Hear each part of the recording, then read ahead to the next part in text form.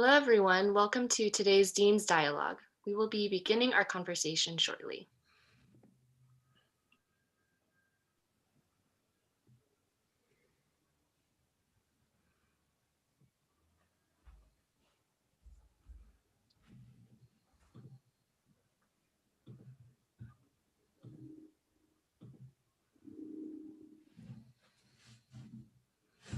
Hello, everyone. Welcome to this Dean's Dialogue, how algorithms helped Greece cope with COVID-19.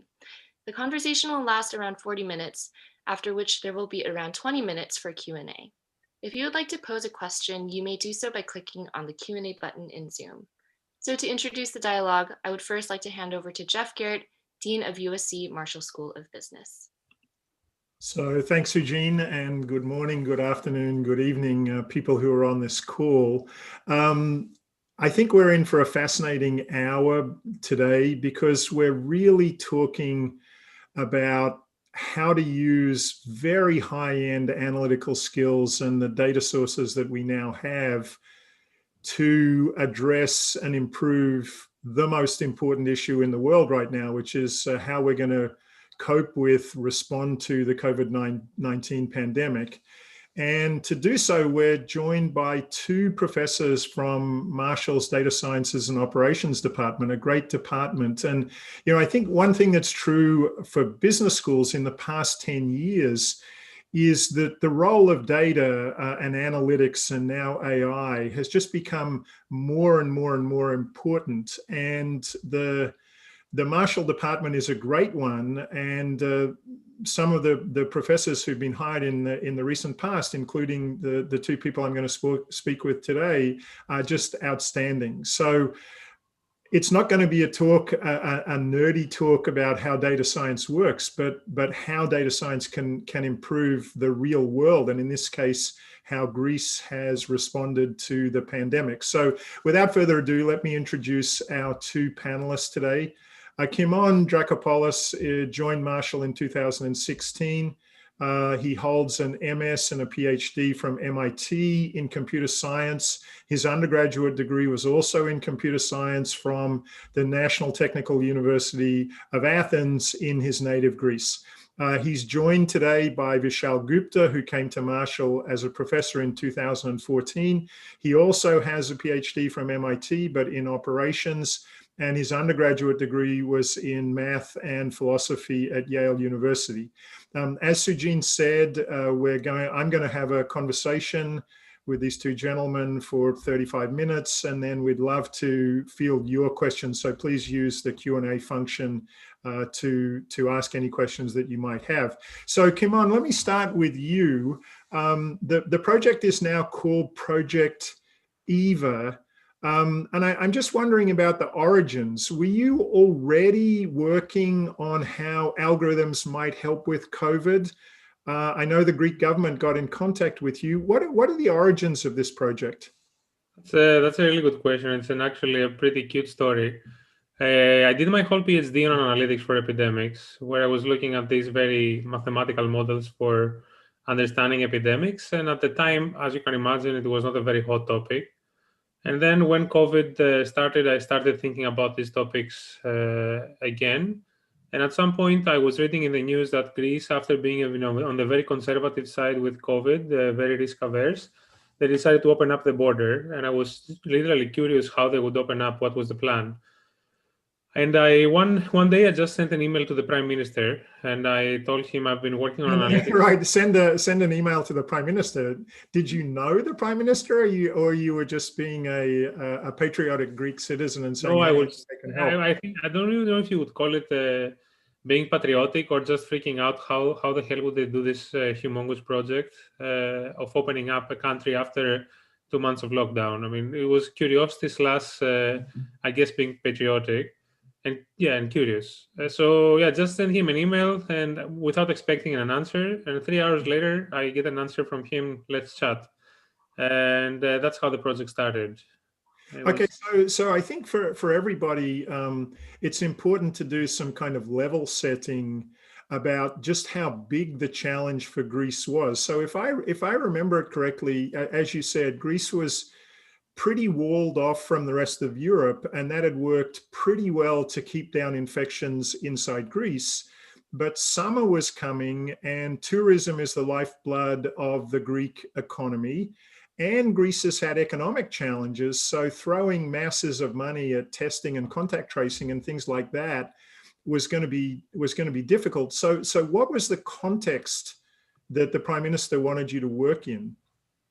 So that's you described the trade-off that Greece was facing very, very succinctly. Essentially, we are talking about 20+% of the GDP relying on tourism, and as you said, already that GDP is hurt by almost a decade of economic crisis. And also, let's remember that when this project started, globally the testing resources were very limited. It's not that like now, where you have millions and millions of rapid tests available. At the time, only PCR tests were accepted by ECDC, and we're talking about almost 16,000 tests for the whole country. So the constraints in your problem is you have to use at most few thousand tests and accept millions and millions of tourists. You can see how this problem becomes very tricky. How to track infections, how to catch as many infections as possible, and how to track the pandemic worldwide, because we're accepting tourists from all around the world. So I can see why the Prime Minister responded so quickly, right? I mean, just the scale challenge there of the number of tests that Greece could execute with the number of tourist entrants, and I think I've told you, Kimon, that I wanted to go to Greece this summer. We were going to celebrate my daughter's graduation from college, and I couldn't go, but I know that this was literally life and death for the Greek economy, having a reasonable summer. And Vishal, I think now it's the time to include you here, because the normal way to think about testing is to look for symptoms and to do symptomatic tests. Obviously, we're still in that world today, but your approach was to say that sampling on symptoms and just testing people with symptoms was not going to be effective. So can you get us sort of into the analytical thinking behind that idea? Yeah, definitely. And thanks for inviting us, Jeff, again. So I think we all know at this point that COVID is a disease where there is a period of time where you are infected and contagious, but asymptomatic. And depending on the epidemiological research you read, which has evolved over the last 6-8 months, right? There's some belief that this is anywhere between 15 days of time where you are infected and asymptomatic, and only a few days. But I think that, like, by and large, we believe it's somewhere around 10 to 15 days. So if you're thinking about tourists coming to Greece, or travelers in general, let's say whether they're tourists or whether they're workers or whatever it might be, most airplanes will just take your temperature before you get on the plane and be like, hey, you have a fever, we're not going to let you travel.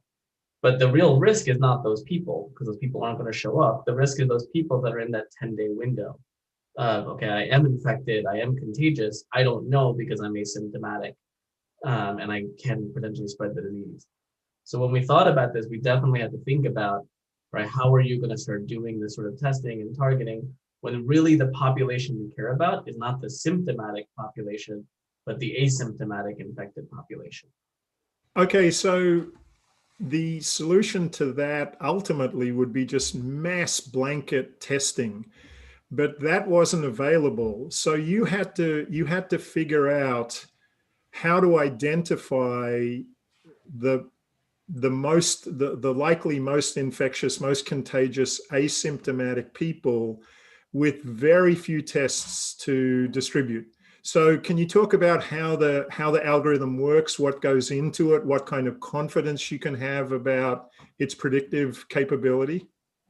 Yeah, I can answer a little bit, and I'm sure Kimon will add. So the way that this works is that this is a system that's a closed loop, meaning that it's constantly updating. So I'm going to talk about a cycle, right? So at the beginning of the cycle, travelers that are interested in going to Greece are going to fill out a form online to say, I want to go to Greece. And they'll disclose some information about themselves, like what is their city of origin, what places have they been recently, demographic information, when they're going to show up in Greece, things like that. And based on that information, we're going to target testing people who are likely to have COVID, or we're likely to be in this asymptomatic infected population. And what were the big predictors there? I know, there were cities that had higher infection rates, things like that. What were the big drivers of your predictions of who should be, where would tests have the highest impact? Yeah, exactly. So this is one of the things that I think has evolved as part of this cycle over the course of the summer. So the things that were big drivers changed over time, but I think what you're saying is absolutely right. The number one driver is definitely city of origin. And this is sort of expected, right? Because we know that COVID is transmitted primarily through like geographic contact, people are close together. And particularly throughout the summer, large parts of Europe, large parts of the world were under lockdown. So that isolated sort of spread was happening in different cities. And so, Kimon, did the Greek authorities have to change what they were asking of incoming tourists, or was there enough existing information that you could work with? No, this was the reason why both of our summers was a nightmare. We had to change the whole operations of how the country does the faces tourists and how the screening protocols work. So literally, we had to design the passenger locator form that all tourists have to fill out in order to enter the country with all this information that Vishal mentioned. We had to redesign the way that the teams at every point of entry, and we're talking about 40 points of entry, it's not trivial, are taking the samples, are barcoding the samples, are sending them to the labs. So literally I can tell you more about the operations, but the whole system had to be completely redesigned from scratch in order to be able to pull off this huge project. So how much lead time, or how long did it take you from this initial email exchange with the Prime Minister to something that could be executed on the ground? Was it 2 months, 3 months? I think that talking about it in terms of time is unfair because we were working at a different time scale. So it's 4 people. We were working practically 24/7, literally for 24/7 for 2 months until we had the working prototype, and then we were live on July 1st. And the first contact was May. So it's a few months of 24/7 work. And so I noticed from both of your backgrounds that, Kimon, you're a computer scientist, and Vishal, you were on the ops side. This seems to be a case where both were critical, right? You had to, the technical piece was really important, but the real-time execution was also key. So what using your academic lens, Vishal, what did you see about Greece's ability to operationalize this technical concept that you had? I mean, I'm very impressed by our Greek collaborators. And in particular, I should call out Kimon that he's being a bit modest here. And as part of this summer when we were doing our 24/7, I was located here in LA, but Kimon actually went back to Greece to be on the ground to help coordinate some of these ops at the level of visiting particular airports and chastising border agents that weren't following the protocol. So on the whole, I'm very impressed, right? The Greek government, I haven't seen any national government move in a 2-month span to implement something at this scale. And we're talking about not just immigration, right? There's an immigration portion of this question, but there's also a testing supply chain. So Greece invested a ton in getting labs up and running and in creating the supply chain to connect labs to ports of entry. And the tests were targeted at individuals the second they arrived at one of these entry points. Is that how it was executed?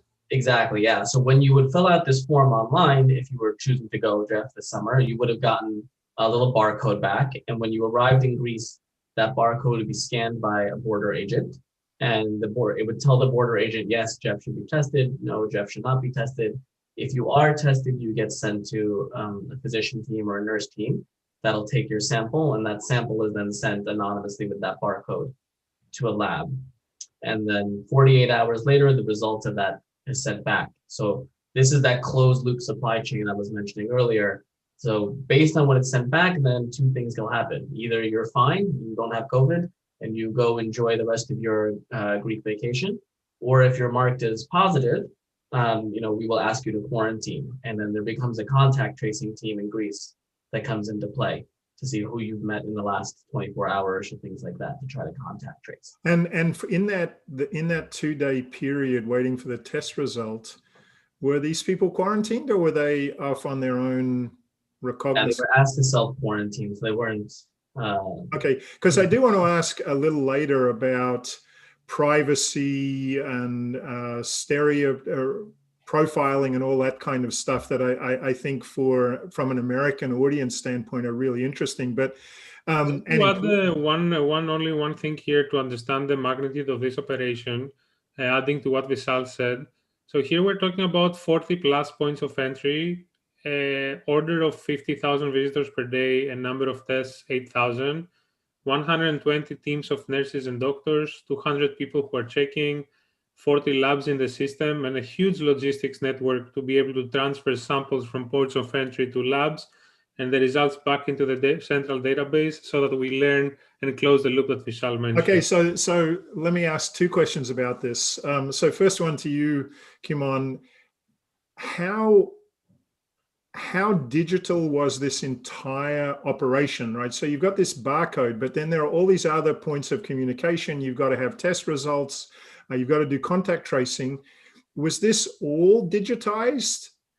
By now, yes. It was very painful to get to this point, which is why I had to go to Greece and start pulling ears, essentially with the help of the executives of the Greek government. Now it's very digitized. It didn't used to be this way. You would have emails, faxes, WhatsApp messages, but very fast it became fully centralized and fully digitized, including. So how was the government able to do that? Did they have the underlying infrastructure? What was the technical talent base?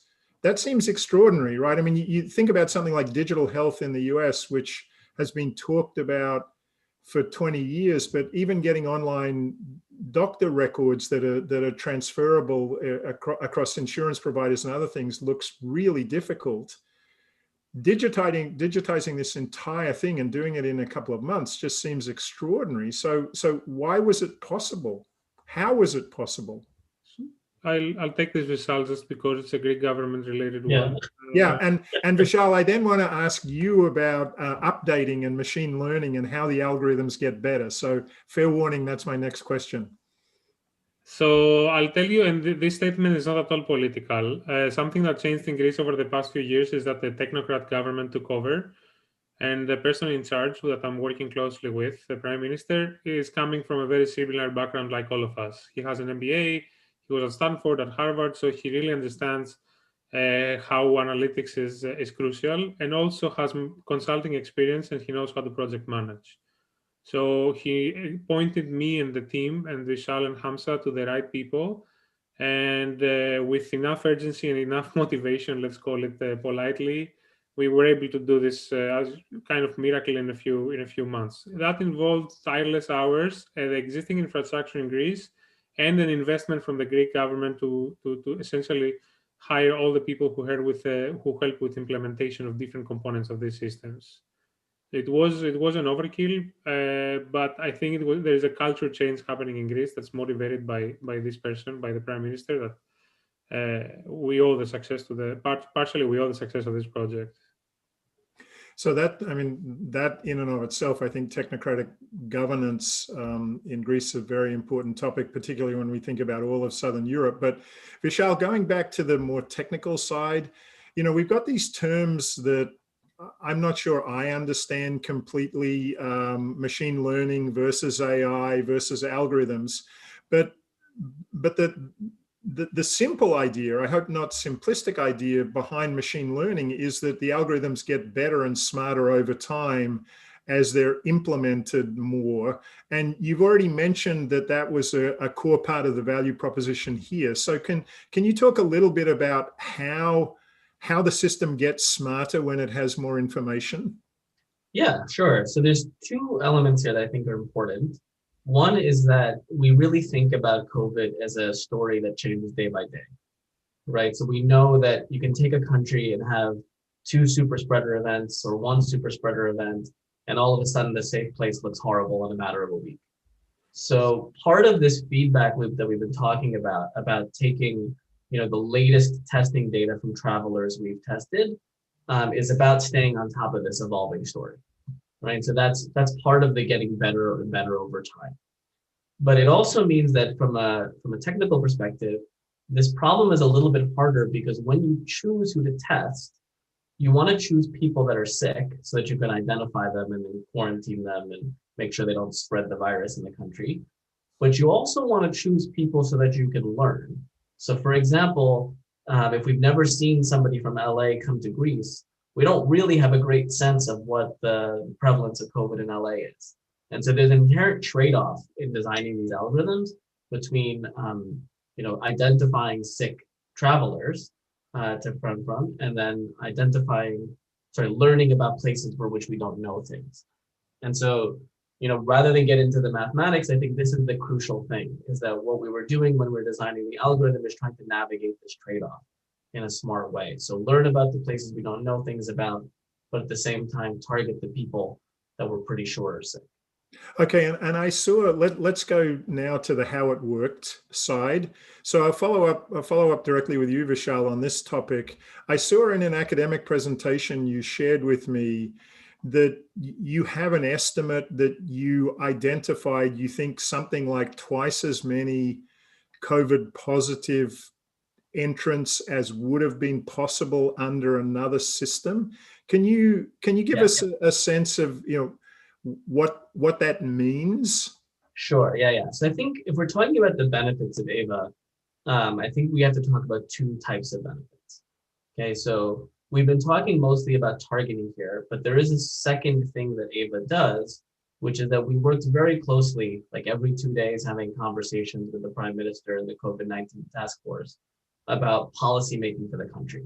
And the relevant thing here was that for points of origin that were very risky, we sometimes implemented new screening protocols where we said, hey, LA is a very risky place. If you're a traveler coming from LA, you're going to need to have proof of a negative COVID test before you can enter the country.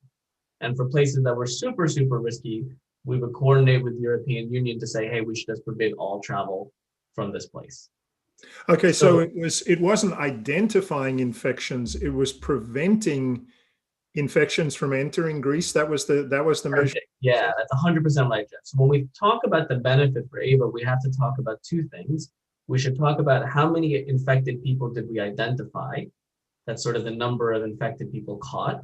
But we should also talk about the number of infected people prevented. Sort of how many people did not enter the country because we made these good policy decisions, or hopefully good policy decisions. And can you put some parameters around that? Yeah, 100%. So if we're thinking about the number of people caught, this is where this like almost two times number is. And we're sort of, as the data comes in and we're thinking about this more, maybe this is more like 1.8 or something like this, but let's call it 2 among friends, and say that this is relative to a policy that would still somehow very smartly decide that, LA is a dangerous place. They should have negative PCR tests, or this is a very, very dangerous place and they shouldn't be allowed, but would just randomly test people at the border. So if you like, this is sort of the first order thing that Greece was thinking about doing, just randomly allocate those tests. And that's where that number comes from. But, this number doesn't quantify the number of people prevented. This is just sort of a measurement of what was the number caught, right? So there's 2 times, caught twice as many infections. And we don't yet really have a beautiful number, I can tell you, and share happily about the number prevented. But we, internally sort of expect it dwarfs this other number. Right? This is the real benefit of the system, is making these global policy changes, and where we expect there to be a large benefit. Okay, so Kimon, back to you now about what really mattered to Greece, which was having a safe and successful tourist season in the summer. Can you give us a sense of, I guess there's got to be a relative to 2019, how big was 2020, but maybe that's not as important a statistic as some kind of counterfactual. If you hadn't done the project, how much better off was the country than with the project than without the project? I mean, I don't know how to measure those things, but this is a really tough question, and doing the counterfactual properly is really tough. I'll tell you some preliminary statistics that you can look at. First of all, you expect the tourist season to be slower. So we're talking about, by the latest numbers, a 75% decrease, which is expected. So they were hoping for 10 to 20% of last year's season. We are at 25%. So that's good news. And that mostly happened, if you looked at the numbers, all the way to August, things were looking terrible. But then, I think partially because of EVA, we managed to prolong the summer all the way to end of October. So October was record compared to what you were expecting, exactly because we were able to keep the borders under control. Now, in Europe, there is a huge surge right now, as you probably know. More than half of the European cities are in lockdown. And this was expected to come with the fall. And so if you count, if a good metric is how long the summer is for a tourist destination, I think there we have a win. Spain, the reason that Spain suffered this year from the tourism point of view is that they spiked very early, and as a result, the most tourist destinations, Barcelona, for example, was deserted in the first few months of opening up the border. So we did, of course, Greece got a hit in the overall numbers, the revenues from tourism, but I think it was a very good balance between public health and revenue. Okay, so now let's go. Yeah, just to put the Please one, go ahead. I want the soundbite on this too, right? So this 2x number, right, I think is sort of hard to digest. And like the easy way to digest this, like we caught 2x people, is to say that suppose another way to have solved this problem is don't be smart, just invest a lot of money into getting more testing capacity, right? And so the way to interpret this number is to say that you would have had to invest twice as much money into testing capacity to get as many people. Yeah. Okay. So now let's talk an implementation question. About privacy, about profiling, the kind of things that have been so high visibility in the US. Were you comfortable in this ethical sense with how you executed, or were attitudes in Greece just very different from how they are in the US? How would you score that side of the equation? I don't know who wants to start. Are you comfortable, Kibo?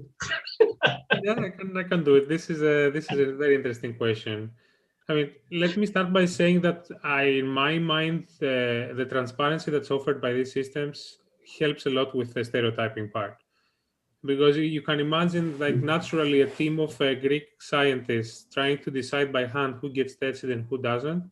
All these biases and stereotypes would be involved in this conversation without saying anything about racism, right? I'm just saying that this will naturally happen in the conversation, while having such a transparent and automated system doesn't leave any space for that. And the reason that we are laughing with Vishal is that during this deployment period, we had this 1 week where we were warm starting the system, and you would have testing the operations of the systems, you would have to make some decisions by hand. And then you would get all different types of stereotypes in these conversations. And I'm really glad that we switched to the automatic part, to the automatic allocation very fast. But if I put myself in the shoes of somebody who comes in, I feel perfectly healthy, and then I get pushed into this testing protocol, and maybe my vacation is over. Were people accepting of that? Are people asking why? And if they're asking why, what was the kind of answer that the people at the border were able to give? I have an interesting story to share here. As Vishal said, when I was at the airport overlooking the operations, I had to do a little bit of the checking myself. And I had the German passenger who I asked him that you are selected to be tested, and he found it overwhelming that the German would be tested, which is factually true. Like Germany has been doing perfectly with COVID. And the thing is that, as Vishal said, you have to explore once in a while. And exploration says that even from safe countries, you are taking some samples. So the quick answer is yes, you did get a lot of pushback. But in that PLF form that they have to submit, they sign that you are subject to be tested, and you have to accept it on the way in the country. It's a condition for someone to enter the country. Yeah, so I think this is important to mention, Jeff, right? That this is somehow different than like public schools, right? In the sense that going to Greece for vacation feels like a privilege. It's not something that you're entitled to as a right. And so telling people that, look, you're going to have to be subject to the screening protocol, people are welcome to opt out. Now, at the same time, you're absolutely right. Like Kimon said, there were issues at the border for certain like particular localized incidences where people like, well, I don't want to be tested, or why am I being tested? I come from this place. There were issues around people sort of filling in misinformation on their immigration forms to try to avoid being tested or try to get tested to see like they wanted a free COVID-19 test. So there was a lot of gamifying in there that we also had to adapt for when we did the data science. But definitely the idea that that you're saying that people riled a little bit into this was not a huge thing, but it was a thing at the border. And the other reason I think that Kimon and I smiled and laughed is that at the very beginning of this project, we were anonymous, right? So we were working as anonymous scientists, and then the rumor mill within Greece started to churn about why these anonymous scientists were designing algorithms to test people at the border and what they were doing with that data. So in response to that, thankfully, we became non-anonymous, and the Greek government and Greek media were very supportive about doing interviews with us, about talking about the system, about making it really clear what was going on. And this was, again, one of the steps I think we took. So that's fascinating, right? So this could have been a technocratic solution that regular people wouldn't have understood, but ultimately the decision was made that you should go very public with how this was working.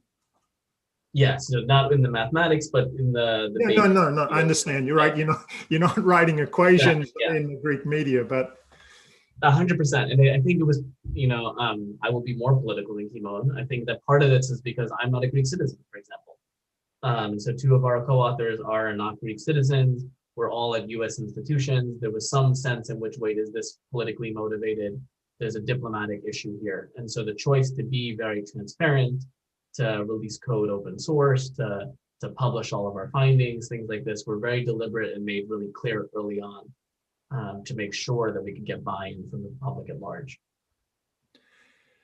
Yeah, that's just fascinating. Okay, so let's go to the future, or the present and the future. Kimon, as you've already said, Europe, half of Europe is locked down again. We're going into a winter in colder Northern Europe where people are inside, buildings are old, ventilation isn't great. So big challenges coming. I know other governments in the European Union have been interested in what you're doing. Are there other applications beyond tourists at the border in summer that governments are looking at right now? So I think Europe, I should call it European Union. One of the reasons that it exists is the ability to travel freely between countries. And this has been a major challenge during COVID. It's testing the existence of EU, and it's a priority for the European Union right now. And as part of the effort to have common protocols across countries, we have discussed at the EU level with different governments. And the milestone so far is that the passenger locator form that we helped design, as I said in the beginning, that is adopted right now. It's being deployed throughout Europe, the same passenger locator form. Now, on top of this, there is a targeted testing component that our main contribution is, and we are still in discussions for that. The big challenge there is that, as I said, operationally, it's extremely tough. And you would be surprised that Greece is the first one to adopt it, given the stereotypes about Greece. And the other countries are very hesitant, but I think we will slowly go there. It just takes a huge commitment from the EU level to deploy this huge operation.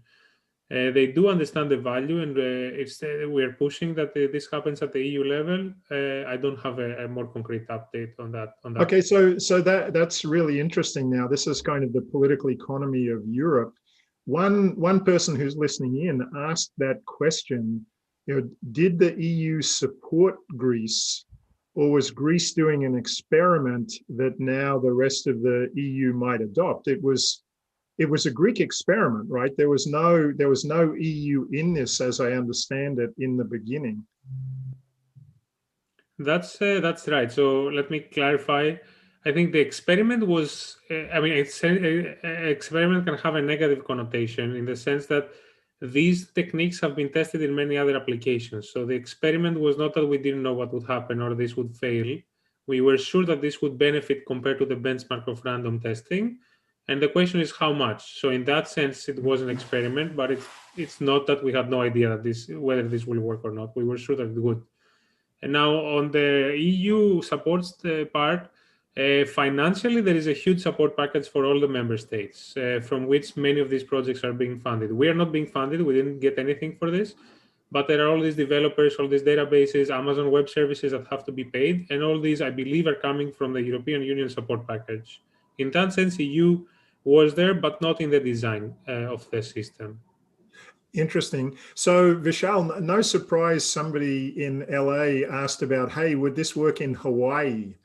If you do, right, so Hawaii looks a lot like Greece, very tourist dependent, very few infections because it's closed off, but you need a tourist season. And of course, in Hawaii, the tourist season in the winter is as important as in the summer.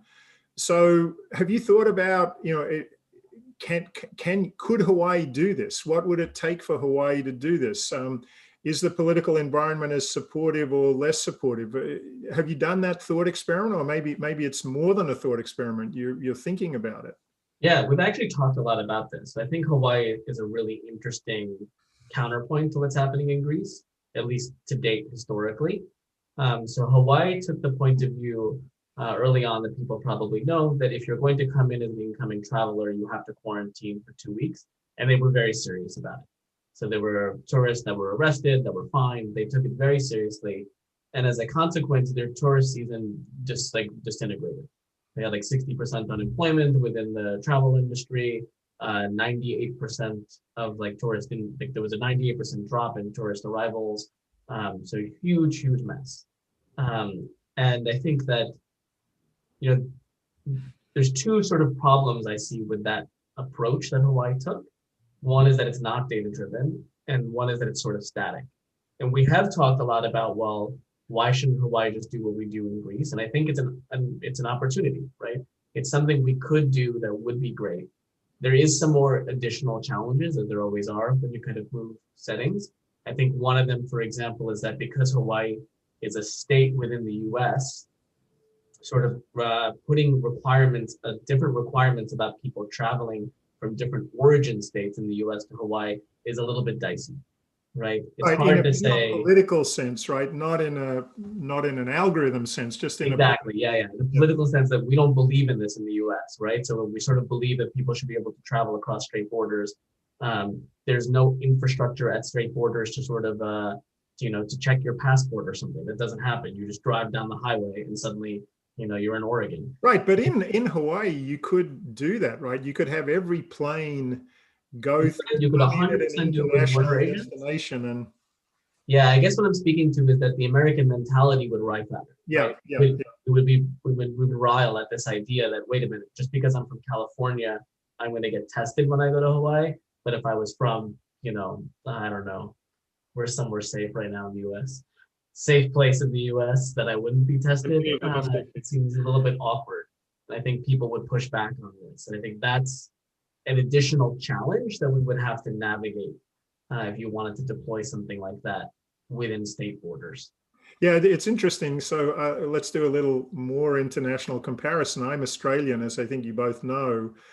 And Australian states have acted like countries in COVID, literally blocking travel among states, and in an unprecedented way, right? In normal times, you just drive across a state boundary and you have no idea you've changed states. But now these things are hard boundaries with serious rules. So I agree with you that it would just be much harder in the US. But Hawaii at least has the advantage of not having a lot of entry points, right? I mean, there's basically only one way to get there. So you can control the entry point. From a technical standpoint, you can control the entry point, but maybe the political stuff's overwhelming. So a very different question that came in was the, I guess, beginning with the general concern that there's bias in algorithms. And so someone here was asking, do you think location matters here? If you had done, I think the person was thinking about another island opportunity, which would be the UK. If you'd done this in the UK, would it have been different or would it have been the same? So that's a geographic question. And then this other more general question for the kind of work you do, how do you overcome human bias or the claim that algorithms are biased? And are there any special considerations here? I think when I asked you this question before, Vishal, you said, well, people are choosing voluntarily to fill in the forms. So, some of the concerns are less extreme, but what about this whole bias issue? How do you think about it? How do you respond to it?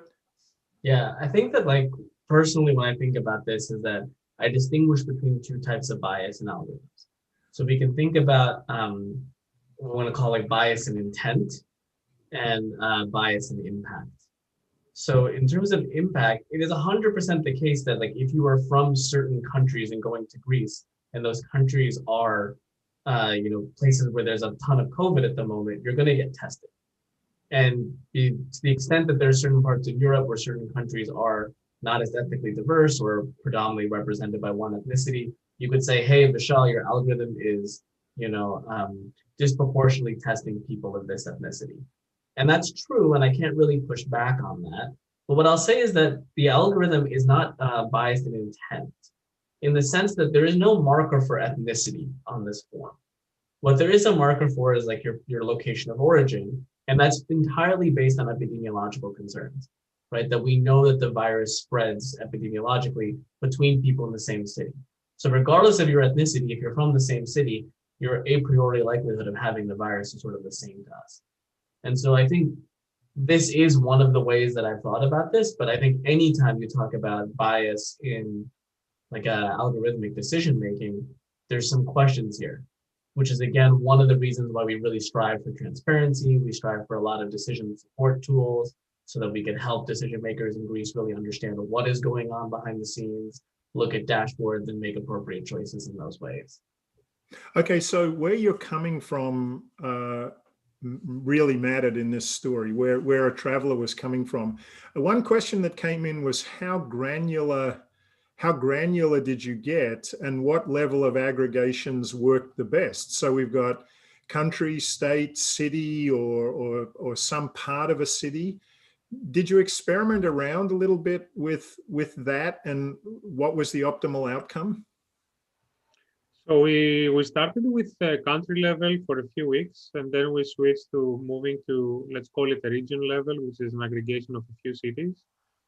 And we did see some cases where there was an extreme difference in the true incidence. And this was one surprise for us because we're talking about an order of magnitude difference. And also one of the big strengths of this system that we were able to go to this level of granularity and consistently catch more infections at this level. So was it linear, or was there some step function? It was a very clear step function. There were examples where it was a very clear step function, which was for me very surprising. At least from, I don't know how Vishal feels. We never talked about how we feel about the results because we were overwhelmed by actually getting them. Yeah, I mean, I agree with it. It's very clearly like that. I'll add to Kimon saying that we actually checked this, Jeff. So the level of granularity is one of the things the algorithm learns over time. So as the summer evolved and as things changed in Europe and the world changed, the level of granularity that was being used also changed, right? So to try to match what was happening in the most accurate way possible. One of the reasons I was smiling though is that you have to consider all of this in context of the real world ops, right? So you may be shocked to find that there are cities named Athens apparently in every country in Europe. And in the US, there are 5 Athens, I think. No, but Jeff, not real Athens. So Athens, France is not a place, and yet we would find this place frequently filled out. So it's not like Athens, Georgia. It's not like Athens, Georgia. Okay. And the reason was, this is one of these things that I think is important to note, is that there were people that were trying to game the system by listing their home city in Greece or the city they were trying to land in, or maybe it was an unintentional mistake. but you got these sorts of misfilling of the form. And as a consequence, I think when you start saying, oh, well, I'm going to do really hardcore data science and like get the location down to the city block that you're from, the quality of the data that you get doesn't really support that level of granularity, right? So it's one of these things where we did try to adapt around both what was happening in the world and the quality of the data that we're actually getting via the system. Because like I said, Athens, France is not a real place, right? Okay, so right, I didn't know that about Athens, France. So two other application questions that have come in that are really interesting. One is, what happened to the people? What happened with contact tracing for people who were positive? Is Greece? Does Greece have now as sophisticated contact tracing as somewhere like South Korea that has always been viewed as at the gold standard here? So contact tracing, it used to be a very manual process. We contributed on that, informally contributed on that end, and we fully digitized contact tracing on that front too. Don't think about tracking your credit cards or Bluetooth contact tracing. I'm talking about like properly registering your close contacts, following up with the close contacts, testing them. And it's very hard to compare it with South Korea. I don't think it's there. It's not as evolved, but definitely there has been a huge step forward. And now that the cases are picking up, the value of digitizing and centralizing contact tracing is showing. Okay, so Vishal, we talked about a US application in Hawaii. Somebody asked about USC. Have we got some, there are people coming from not only all over the country, but all over the world to get here. Have you thought about how something like this could work at the university level? Yeah, and I'll do you one better, Jens. Like, forget about people coming to the university, but we have universities across the US right now that are trying to do surveillance testing. Yep. So it's a fairly small, but like testing budget to periodically test students to try to keep the campus safe. And it's not clear that doing that in a random way, where I just pick, a random set of students to test each week, is really the smart thing to do. Okay, but there's an argument for randomization, right? And you're saying universities would do so. Again, where the baseline is, of course, we're going to test people who are symptomatic, but we know there's a lot else going on, and so now we've got two versions. Purely random versus your kind of predictive random. I don't know what we're going to call it. So give us the case for why the predictive version is better than pure random if you're trying to do this surveillance move. Well, like as a true business school professor, I'm never going to claim something is strictly better. So one of the benefits of purely random is we really can't argue about some algorithmic bias thing if it's truly random, right? I think that's the largest, evidence in favor of purely random testing. But I think the problem with purely random testing is it doesn't allow you to react to things that you know are true. So for example, there may be pockets of students that tend to interact with each other. Like the MBA cohort all goes to class with each other. Probably very few MBA students are interacting with an undergraduate cohort. So if I know this and I start seeing cases pick up in the MBA cohort, probably when I start testing, I shouldn't be testing equally in both cohorts. Maybe I want to test more in the MBA cohort because those are the students that are interacting and are most likely to have transmitted to one another. So I just think that there's a possibility for using data in a reactive way, kind of reacting to as things evolve, to use our testing budgets more intelligently. But I read an interesting story today about the Golden State Warriors. I don't know whether either of you is an NBA fan, but the NBA is really worried that if they can't have fans, the business model of the league goes away. So the Warriors, they're in Silicon Valley, and their proposal is to blanket test literally everybody who comes into the stadium and to turn the tests around in 15 minutes. Again, I don't know whether that's feasible, but your world matters most when when the optimal number of tests is much higher than the number of tests you can actually conduct. Is that right? That's absolutely right. Yeah. That's exactly right. The benefit of such a system is maximize the effectiveness of your resources when they are limited. If they're not, you just, as you said, blanket test everyone. A whole country actually blanket tested everyone. Slovakia. Okay, so let's talk about that now in the real world going forward.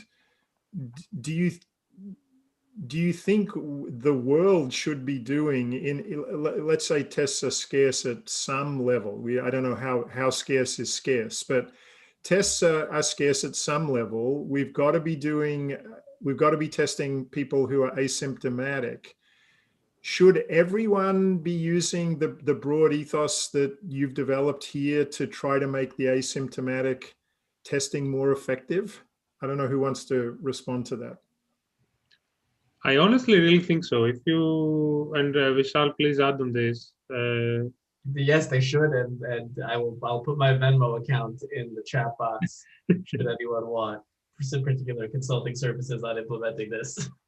Oh, we will open source everything. I had enough of it, but no, I'm kidding. But if you look at the data exposed or the data of the summer, you will see that we are picking up outbreaks that are going to follow in 2 weeks in the real cases. So testing asymptomatic people and getting a snapshot of the truth today can tell you what will happen in 2 weeks. And that's right. And so I'm just trying to think this through for myself. The reason to do purely random is maybe to find out something like the underlying infection rate. But if the goal is to identify people who actually who are contagious, you want to you don't care so much about underlying infection rate. You care much more about finding people who have the disease. Correct. And now we are redesigning the strategy, the in-country strategy of testing in Greece, and think about the operation as follows. You do surveillance to identify problematic areas, and then you target your tracing resources on these areas in order to find the source of the outbreaks. And then you use social contact information to find potential exposed groups of pockets of people, as Vishal said. So I think that's the optimal way of organizing your testing strategy. Surveillance is for looking at areas and then target your actual defense resources in these particular areas. And Jeff, to your point, like these two things, this is exactly what EVA is trying to manage this trade-off. So the way that the current algorithm works is it spends some of the testing budget on like surveillance, on trying to identify places that might be dangerous that we're not aware of as dangerous yet. And it spends part of the testing budget on testing people who are from known dangerous places. Now, I will just want to add, like, as we're talking about this idea of like, oh, just scale it up and test everybody. We can't be like too much of academics here. We should remember that testing is an imperfect process, right? There's things as false positives and false negatives are real. Yeah. And even if you were to just sort of blanketly test everyone who goes to a stadium to watch the basketball game, you're going to miss a small fraction, and now you've infected everybody there, right? So kind of having a closed loop process like Kimon is talking about that integrates testing, surveillance, and contact tracing over time is the right way to do this, to try to attack some of these like deficiencies in testing. So I want to end by asking you, what's next for you both as data scientists with this project. But one more interesting question came in, I think, regarding the people who were trying to game the system in Greece. So the question is, what did you learn about them, the kinds of people who were trying to game the system, and could your algorithm incorporate the notion that some people were trying to game the system? Yeah, so the algorithm treats those people. We need people to tell the truth here. Well, it identifies those people as different, right? So, and then we start understanding what is the prevalence rate among those people is different. I don't know that they ever came up as like significantly more dangerous than their peers. So they tend to be more enterprising, but not obviously more dangerous. I don't know if Kimon. We are not allowed to give like numbers, but the France Athens example that Vishal brought up, we noticed it because it was one of the winners in terms of types of people who test. So in that sense, we had a little bit of correlation between cheating and getting tested. Okay, and could you then work with that and keep the spirit of the system? You know, I mean, it wasn't essentially, being degraded by these people in the end. the system does not know what France means, does not know what US means. The system sees types of people and forms. So if it identifies that this particular pattern of form is problematic, it is what it is. It doesn't understand what the country name is. So in that sense, cheaters will be a new type. If this type ends up getting a lot of positives, it will be more heavily tested. As end of story. There is no, it's agnostic to what it means. And you would see the reaction of people to that. Like they were very confused when they cheated and they still got tested. Interesting. Okay, so last question for me, really, to wrap up. You know, what you've done in real time is just incredible. But I know you want to institutionalize this work now. So can either or both of you talk a little bit about, you know, what's next for you at Marshall, collaborations with governments, research centers, research papers? What's the future look like? I mean, in terms of collaboration, we are, and I have to thank you publicly for helping out with this, Jeff. We are agreed with the Greek government to start a Center for Data Science and Operations in Governance, which will start working next summer on different projects, not only COVID related, which I think is a great opportunity for me personally, for the group, for all of us to apply all the cool stuff that we're doing in papers in the real world. And we will have an amazing platform to try this out. Now, regarding the research side, Vishal has a better plan. He's the one that is disciplining us to do the work. So, I mean, I think a lot of the questions you've asked, Jeff, are like the exciting ones to ask. I think we're all struggling with how do we start reopening our economy and reclaiming our lives in the face of the pandemic. And I think a lot of the tools we've developed here have natural counterparts in some of the other questions we're asking about how to open public schools, how to make universities work, how do we get office buildings, people coming back into work to do these things. And so I think those are some of the questions we're thinking about in the back of our mind and letting to cook. As we're wrapping up, though, I did want to thank somebody. Please go ahead. Thanking. So, Kimon and I have been working on this. We have two great co-authors, though, Hamza Bastani and John Blanco-Giannis. And I want to definitely thank a bunch of people at USC, because the project of this magnitude doesn't get done because 4 academics decide they want to do something. There's a lot of people behind the scenes that help make this work. So Lynn Robinson was really instrumental here. Kana Sujita, Roseanne Fleming, Julie Slayton, all of these people in some of, IRB, in legal, in research affairs, like at Marshall, were really, really crucial in helping us. In addition to all of the people in Greece in the COVID-19 task force in Greek government. So, I guess that's a really important point for everybody on the call. When you're touching the real world so directly and doing such radical things, there are a lot of alarm bells, a lot of research alarm bells are going off. So the fact that you, with the help of the staff, that you've navigated this plus worked with the government is truly to your credit. So I want to thank you and congratulate you for everything that you've done. And I just remind again the people who've tuned in, I hope this has been an interesting and enjoyable hour for you. It has certainly been for me. But next time you think that data science should be in a computer science department and not in a business school, remember that data and analytics are just a core part, I think, of everything in our society today. And we're so fortunate at Marshall to have not only Kimon and Vishal, but just a great team of data scientists in the school. And not only are we fortunate at the university, the world's fortunate too. So we've just ticked over to the top of the hour. Again, I want to thank our presenters and thank the audience for tuning in. It's been my real pleasure. Thank you very much, everybody. And I hope you have a wonderful rest of the day.